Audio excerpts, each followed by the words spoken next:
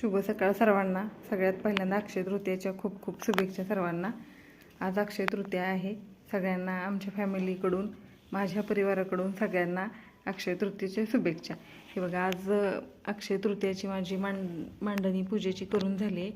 भगवान विष्णू आणि लक्ष्मी मातेच्या फोटोचे पूजन केले आहे. नंतर दीप लावलेला आहे तुपाचा.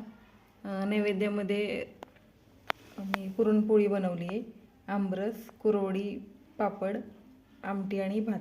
आणि हा जो आपण म्हणतो ना अक्षय कलश, मी असा मातीचा आणला आहे आणि त्यामध्ये असा अक्षय कलशाची पूजा केलेली आहे. प्रसादामध्ये पोहे आहेत, आंबा आहे आणि हे आमच्या दरवाजासमोर आहे चाफ्याचं झाड आहे. चाफ्याची फुलं वाहिलेली आहेत आणि पाठीमागे हे माझं देवघर आहे, त्यांची सकाळी पूजा झालेली आहे. हे पहा, हा माझा अमृत कलश आहे. खूप पद्धतीने वेगवेगळ्या सांगितला जातो, असा पुजला पाहिजे, तसा झाला, असा आला पाहिजे, पण मी हा मातीचा कलश पुजते आणि हा वर्षभर मी तसाच ठेवते. आमरस बनवला. आणि आज सगळ्यात महत्त्वाचं म्हणजे आज काहीतरी एक सरप्राईज आहे. बिट्टूसाठी पण सरप्राईज आहे आणि बाकी व्हिडिओ बघणाऱ्यासाठी सुद्धा सरप्राईज आहे. बिट्टू, दाखव रे काय सरप्राईज आहे तुझ्या हातामध्ये आम्हाला. अरे बापरे, मूठ बंद केली, दाखव, उघड बरं. हे बघा, खूप वर्ष ना माझ्या घरात गणपतीची मूर्ती नव्हती आणि ती आज मी घेऊनच आलेली. हे पहा, अत्यंत छोटी कमळावरती बसलेली गणपती बाप्पांची मूर्ती आहे. त्यांनी हातात हे बघा मोदक घेतलेला आहे. हे पहा, आणि त्याचा आपण आता अभिषेक करूया आणि देवघरात पूजेच्या मांडणीला मांडूया. पंचामृताने बाप्पांना आंघोळ घालून झाली. ही सगळी आजची पूजा आहे ना बाप्पांची, बिट्टूलाच करायची. बिट्टू, धुवा स्वच्छ. आपलं साधं पाणी किंवा आपलं कोमट थोडं पाणी केले, त्याने मूर्ती स्वच्छ धुतलेली. हे बघा, थांब बेळा, राहिले का अजून कुठं त्याला दही?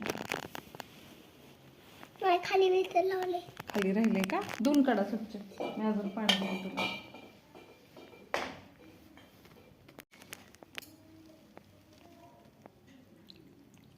थोडा मूर्तीला स्वच्छ सरळ कर बेटा मूर्ती. दही, दूध, पंचामृत आणि मूर्तीची स्वच्छ हे केलेले बरं का, धुवून घेतलेले. सरक बाळा, आता हे स्वच्छ कपडाने पुसा बाप्पांना. हलूच हलूच हलूच. मी करू का बेटा? का नको? खूप वर्षापासून माझ्याकडे गणपतीची मूर्ती नव्हती. बाकी सगळ्या मूर्त्या होत्या पण गणपतीची मूर्ती नव्हती. आज तो मुहूर्त आलाच. कित्येक वेळा मी गणपती आणण्यासाठी दुकानात गेली. कित्येक वेळा जसा मला हवा आहे तसा भेटलाच नाही आणि तसा तो योगही आला नाही. आज तो फायनली योग आला आणि बाप्पांची छानशी मला अशी मूर्ती भेटली. बिट्टू, ठेवा तिथं. मी ठेवू का बेटा? पंचामृताने अभिषेक करून झालेला आहे. बाप्पांच्या मूर्तीला मी चाफ्याच्या फुलांवरती विराजमान केलेलं आहे. खूप वर्षापासून देवघरात ह्या मूर्तीची कमी होती. त्याच ह्या शुभ अक्षय तृतीया ह्या मुहूर्तावरती माझी ती कमी देवघरातली पूर्ण झालेली आहे. कशी वाटली मूर्ती तुम्हाला नक्की कमेंटमध्ये मला सांगा. खूप सुंदर आणि छोटीशी मूर्ती आहे.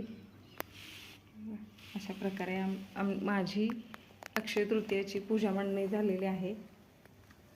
गणपती बाप्पा मोरया, पुढच्या वर्षी मोरया. तसं नसतं म्हणायचं. गणपती बाप्पा मोरया, मंगलमूर्ती मोरया. गणपती बाप्पा मोरया, मंगलमूर्ती मोरया असं म्हणायचं असते. आता पुढच्या वर्षी नाही, बाप्पा आता रोज आपल्या घरात राहणार आहेत. हां, आवडलंय ना? छान आहे ना बेटा मूर्ती? हां.